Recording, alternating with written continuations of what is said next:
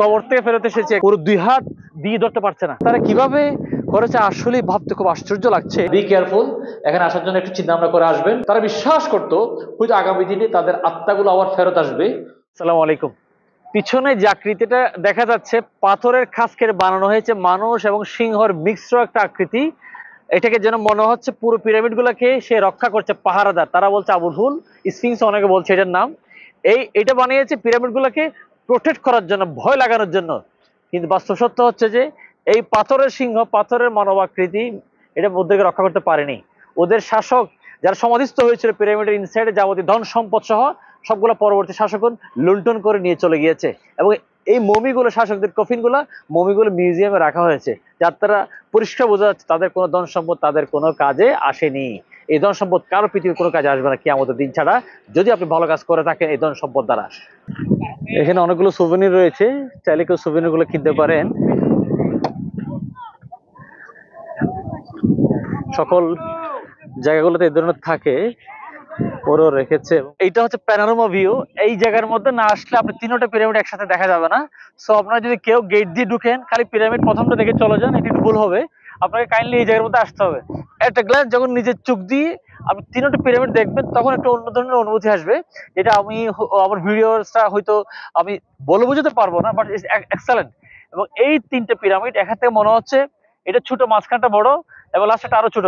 মূলত সেইরকম নয়, মূলত হচ্ছে একদম পিছনে যেটা দেখা যাচ্ছে সবচেয়ে বড় কুফুর ওই পিরামিডটা, তারপরেরটা মানকারা হচ্ছে লাস্টেরটা। তো এই তিনটে পিরামিড কাছ থেকে দেখার জন্য আপনাকে এই প্যানোরামা ভিউতে আসতে হবে। সবচেয়ে ভালো হয় মাত্র 20 রিঙ্গিত দিলে গাড়ি পার্কিং পাওয়া যায়। আপনার যদি গাড়ি থাকে 20 রিঙ্গিত দিয়ে একটা গাড়ি পার্কিং নিয়ে ফেলবেন, তাহলে পুরোটা আপনাকে হেঁটে হেঁটে কষ্ট করতে হবে না। গাড়ি নিয়ে কিন্তু আপনি অনেক দূর পথ অতিক্রম করতে পারবেন। এই সেই পিরামিড 4500-5000 বছর আগে তারা কিভাবে বানিয়েছে একটু কাছ থেকে আমরা একটু দেখি। আমাদের এগুলো আসলে ভাবতেই কেমন লাগছে। দেখুন, এই যে পাথর, আমার মতো একজন মানুষ পুরো 2 হাত দিয়ে ধরতে পারছে না। এই পাথরটাও ঠিক ওই দিক দিয়ে অনুরূপ।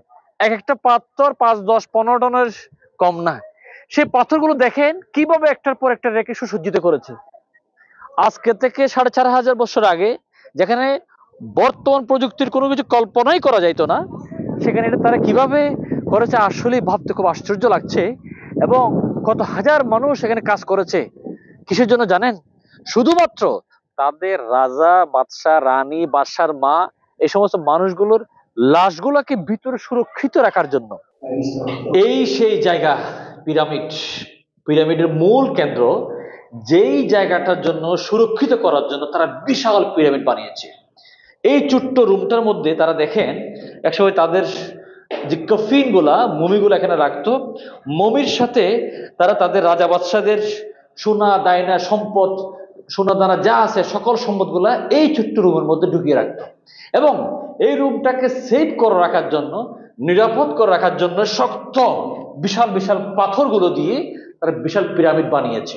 তবে তারা বিশ্বাস করতো হয়তো আগামী দিনে তাদের আত্মাগুলো আবার ফেরত আসবে, রুহগুলো আবার ফেরত আসবে।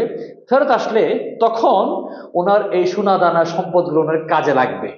সেজন্য ওরা ওদের ওসিয়ত অনুযায়ী, বাদশাহ মারা যাওয়ার আগের ঠিক সে ওসিয়ত অনুযায়ী তারা তাদের যাবতীয় সোনা দানা সহ লাশের সাথে এখানে দিয়ে দিত। কিন্তু আনফরচুনেটলি তাদের রুহগুলো ফেরত আসে নাই, তাদের রাজা বাদশাহ জীবিত হন নাই। বরঞ্চ কদিন পরে, কশ বৎসর পরে তাদের নাতিপতি কিংবা অন্য শাসক যারা আসছে, তারা এসে পিরামিডগুলো ভেঙে সোনা দানাগুলো লুট করে নিয়ে গিয়েছে। অন্য দেশ যখন এই রাষ্ট্রগুলো আক্রমণ করেছে, দখল করেছে, তখন এই পিরামিডের যাবতীয় সোনা দানাগুলো তারা লুট করে নিয়েছে। আমরা বিশ্বাস করি কিয়ামত ছাড়া আমরা কেউ পুনরুজ্জীবিত হব না। আমরা কিয়ামতের দিনে আল্লাহ তাআলার দয়ায় ইনশাআল্লাহ আমরা পুনরুজ্জীবিত হব। বিচারের দিনে যাবতীয় বিচার হবে। কোনো সম্পদ কবর দেওয়ার দরকার নাই। Pyramid nothing more, nothing more একটা কবর। কবর আপনি বলা চলে একটা মাজার, মাজারকে একটু বড় সড়ো করে পাথর দিয়ে সুসজ্জিত করেছে। আমি রীতিমতো ঘামতেছি, এখানে কোনো বাতাসের ব্যবস্থা নাই। সো আপনাদের যাদের অ্যাজমা আছে বা শ্বাসকষ্ট রয়েছে তারা বি কেয়ারফুল। এখানে আসার জন্য একটু চিন্তা ভাবনা করে আসবেন। শরীরে যদি এনার্জি নিতে পারে তাহলে আসবেন, আদারওয়াইজ বি কেয়ারফুল প্লিজ। এখানে পুরো চারিদিকে পাথর বন্দি। আমরা যে রাস্তাটা সেটা হচ্ছে কোনো ওয়ে নাই। খুফুর মাদার যেখানে ছিল, খুফু হচ্ছে একজন ফারাও, তার মায়ের কবর যেখানে দিয়েছিল সুরক্ষিত করার জন্য, সেখান থেকে আমরা এখন বের হচ্ছি। আমাদেরকে মাথার খুব সাবধানে রাখতে হচ্ছে। খুব খুব ডিফিকাল্ট একটা রাস্তা, হায় খুবই কঠিন একটা রাস্তা, অনেক গভীরের মধ্যে, এটা অনেক গভীর। Be careful your head.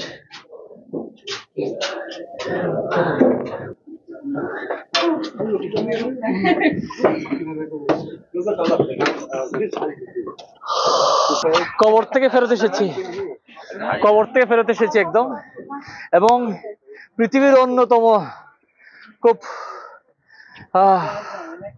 সুরক্ষিত কবর, খুব সুরক্ষিত কবর ছিল। সেই কবর থেকে আবার ফেরত এসেছি পুরো পাথরের। এবং এই বাইরের অনেকগুলো ফরেনার, ওরা খুব আগ্রহী ভিতরে ঢুকে, এবং পরবর্তী বের হয়ে সবাই টায়ার্ড হয়ে যায়। এটা হচ্ছে খুফু পিরামিডের ফ্রন্ট সাইড।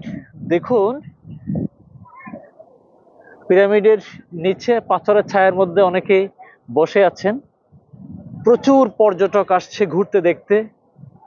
আমরা একটু এই খুফু পিরামিডের মেইন এন্ট্রান্সটা একটু দেখবো এখন। এখানে পর্যটকরা ছবি নিচ্ছেন, বাট ইটস নট ইজি, খুব কষ্টকর একটা কাজ। হাই,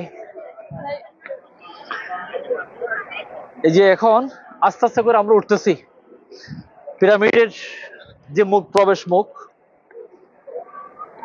হাই,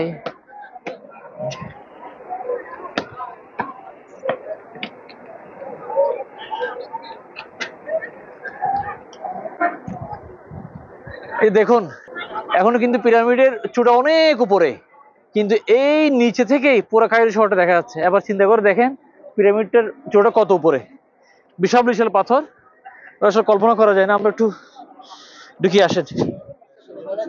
এটা এটা হচ্ছে খুফু পিরামিড প্রবেশ মুখ, এখান দিয়ে ঢুকতে হবে। সো খুব ডিফিকাল্টিস একটা জিনিস। তো আমরা যেহেতু ছোট পিরামিড আজকে দেখেছি, এটার ভিতরে যাত্রা অনেক কষ্টকর। সেম জিনিস, সেম থিং ভিতরে রয়েছে, কিছু পিকচার অ্যাড করেছে এটাতে। আমরা দেখেছিলাম ওটা ছিল কুফুর মায়ের পিরামিড, মায়ের মাজার। এটা হচ্ছে কুফুর পিরামিড, কুফুর যে লাশটা সেখানে রাখা ছিল দীর্ঘদিন ধরে। সো আজকে এই পর্যন্তই, এবং এই ভিডিওগুলো সম্পর্কে আপনারা আপনাদের মূল্যবান মতামত জানাবেন, সাথে থাকবেন, দোয়া রাখবেন। যারা নতুন করে এই চ্যানেলে আসছেন তারা চ্যানেলটা সাবস্ক্রাইব করে রাখবেন, ভবিষ্যতে যাতে ভিডিওগুলো আপনারা খুব খুব সহজে পেতে পারেন, এবং বন্ধুদেরকে একটু ইনভাইট করে নিতে পারেন, কারণ আমাদের তো বেশি সময় হয় না সোশ্যাল মিডিয়াতে হয়ে দেওয়ার জন্য। আপনারা সবাই মিলে একসাথে কাজ করলে আল্লাহ সামলা ফাউন্ডেশন, বাংলা রেজিস্টার্ড এনজিও বা আমেরিকাতে রেজিস্টার্ড নন প্রফিট আশ ফাউন্ডেশন ইউএসএনকে কাজগুলো বিশ্বের বিভিন্ন প্রত্যন্ত অঞ্চলে হাসি ফোটাক। সাথে সাথে আমরা এই ধরনের কিছু ভিডিও আপনাদেরকে উপহার দেওয়ার প্রচেষ্টা রাখবো। সাথে থাকার জন্য অনেক অনেক অনেক ধন্যবাদ। আসসালামু আলাইকুম।